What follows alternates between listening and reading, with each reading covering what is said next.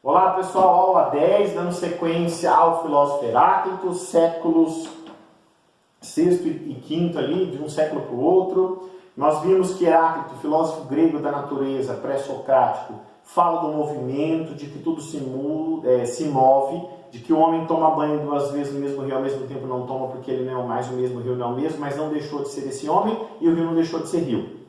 É muito importante, nós fizemos algumas inferências da nossa realidade, nos aprofundarmos no pensamento de Heráclito, né? A questão do constante movimento das coisas é apenas a base do pensamento de Heráclito. Então as coisas estão em movimento, né? Se a pessoa foi boa ontem, ela pode ser má hoje, né? Vou pegar o exemplo aqui da Igreja Católica. A Igreja Católica não canoniza, não diz que é santo ninguém enquanto a pessoa não morre. E depois de morto ainda investiga a vida da pessoa. Porque nós sabemos que uma pessoa pode ser boa a vida inteira e no final da vida optar pelo mal. Nós sabemos que uma pessoa pode ser má a vida inteira e no final da vida optar pela conversão, por uma mudança de vida. Então, cuidado, isso acontece muito em pessoas que se identificam com uma esquerda ou com uma direita de modo apaixonado, né? Até para dar vazão a alguma coisa do interior dela, e ela olha para a realidade como uma coisa fixa, e não é fixa. Não é fixa, a realidade não é fixa, Heráclito tem razão. Como que a gente prova isso? Olha para a tua própria vida, olha para os teus movimentos, olha para a tua instabilidade, não só emocional, isso é mais superficial, mas olha para a tua estabilidade olhando para a tua história. Nós vamos um pouquinho para lá, um pouquinho para cá, um pouquinho para lá, um pouquinho para cá. O que é importante saber? Nós ainda estamos em movimento. Enquanto nós respirarmos, nós estamos em movimento. Tá? Então essa é uma percepção que Heráclito tem, olhando a natureza, olhando o ser humano. Certo? É muito importante também no Heráclito nós observarmos que esse movimento ele é constante. Ele é constante. Certo? Tem coisas que demanda, tem coisas que dependem da vontade do homem, mas tem coisas que é constante. Deixa eu pegar aqui no livro, eu quero ler uma parte do Heráclito específica. Naquele livro que eu indiquei para vocês, História da Filosofia, do Giovanni Reale, que nós vamos para a página 36. Heráclito. Uma tradução direta dos manuscritos dele. O devir ao qual tudo está destinado caracteriza-se por uma contínua passagem de um contrário ao outro.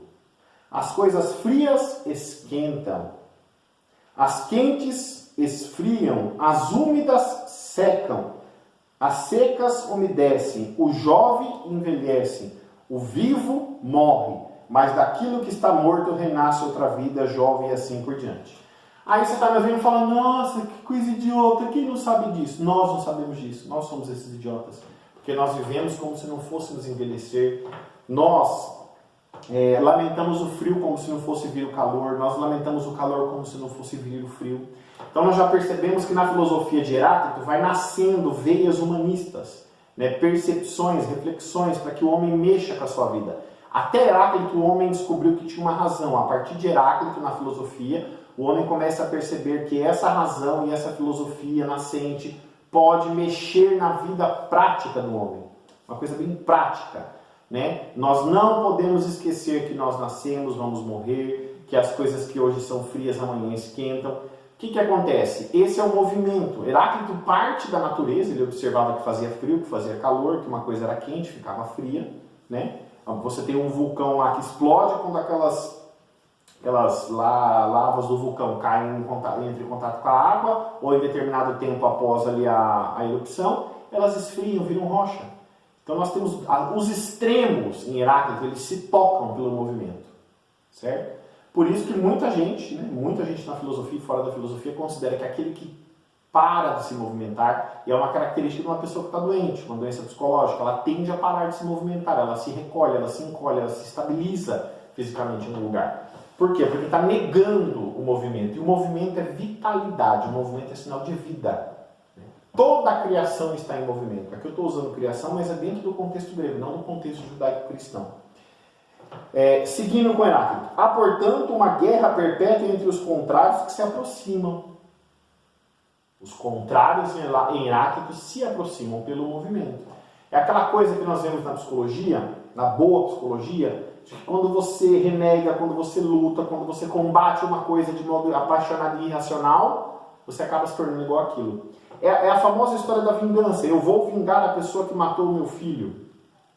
Eu vou me tornar a única coisa depois que eu cumprir o meu objetivo. Um assassino igual à pessoa que eu matei. É só isso que eu consigo ser. Porque os contrários se tocam pelo movimento. Quando nós nos colocamos em movimento. Parece que eu estou fazendo um julgamento moral. Eu não estou fazendo um julgamento moral. Eu estou apenas trazendo o pensamento de Heráclito. Lembre que não é uma interpretação, não é a minha opinião. É o que Heráclito pensava. Certo? Claro que aqui a gente tem um resumo do manuscrito e uma aula muito rápida. Embora nós já estamos engrossando o calo, aumentando aí o tempo de aula. Mas, como toda coisa só tem realidade precisamente no devir, a guerra entre os opostos revela-se essencial. Então, ou seja, Heráclito fala que a coisa só é real quando ela está pronta para ser aquilo para o qual ela foi determinada. Certo? Nós temos sonhos. Sonhos. Eu tenho sonho de minha mulher adora bolo de chocolate. Acho que todo dia que ela acorda, ela tem sonho de comer um bolo de chocolate. Né? Então, para que só vai fazer sentido aquele sonho, só vai concretizar aquele sonho quando o devir acontecer. E o que é o dever? Quando ela estiver diante de um bolo de chocolate, ou comprado, ou feito e assim por diante. Então, os sonhos são movimentos, só que eles só fazem sentidos, eles entram em guerra, você mobiliza muitas coisas para realizar um sonho, e isso é o movimento do dever, quando você está diante da realidade. A guerra é a mãe de todas as coisas, e de todas as coisas é rainha. Ou seja, essa guerra para realizar aquilo. A guerra que uma pessoa faz para comer aquilo que ela deseja. Sai de casa, vai, pega o trânsito, compra ou vai para a cozinha fazer. Existe um movimento provoca um devir, a coisa acontece. Então, Heráclito fala, essa guerra é a mãe, é a rainha de todas as coisas. Também é característica do deprimido, do doente com um psicológico abalado, com uma doença psíquica, não estar em movimento, não se relacionar com a guerra da vida, não dar vazão à guerra da vida. Nós estamos todo dia levanta, escova os dentes, coloca a roupa, come alguma coisa, vai trabalhar, volta, faz isso, faz aquilo. É disso que Heráclito está falando, ele está observando como é a vida humana. E esse movimento é essencial. Por isso que nós não devemos deixar que ninguém controle esse movimento. Quando nós entregamos essa força vital, quando nós entregamos o controle da guerra na mão do outro, do governo, do fanático religioso, de uma pessoa que você tem dependência, seja de dependência de qualquer ordem, você está entregando a sua força vital, você está entregando a sua vida. Isso é diabólico. Nós que somos cristãos, isso é diabólico. O diabo ele fica 24 horas por dia, aquilo que São Pedro fala, como o leão a rugir, é isso que ele quer fazer, ele quer tomar a sua força vital. Ele quer tomar, e não só a religião cristã reconhece isso, como religiões, budismo reconhece isso, né, a questão do combate ao ódio, as religiões, todas elas, tanto aquelas reveladas, as três monoteístas, né, e para nós o cristianismo, que Deus não só se revelou, mas ele se fez homem, como aquelas religiões naturais mesmo. Todas elas vão trabalhar essa dimensão de que o homem precisa estar em movimento, precisa ter controle da guerra da vida. Senão ele perde o controle da vida e perde o sentido. Finalizando com Heráclito. Mas, note-se bem, trata-se de uma guerra que ao mesmo tempo é paz, um contraste que é harmonia ao mesmo tempo. O perene correr de todas as coisas, o devir universal, revela-se como harmonia de contrários. Isso aqui já não é mais Heráclito, é o autor, né, uma bela interpretação. Então, essa guerra, esse conflito, ele não é para quebrar as relações, não é para nos quebrar. A água não bate na pedra e vai transformando essa pedra em areia para destruir essa pedra, mas é para manter essa pedra viva. A mesma coisa o nosso agir, o movimento da nossa força. É um movimento com a força vital que nós temos, melhor dizer.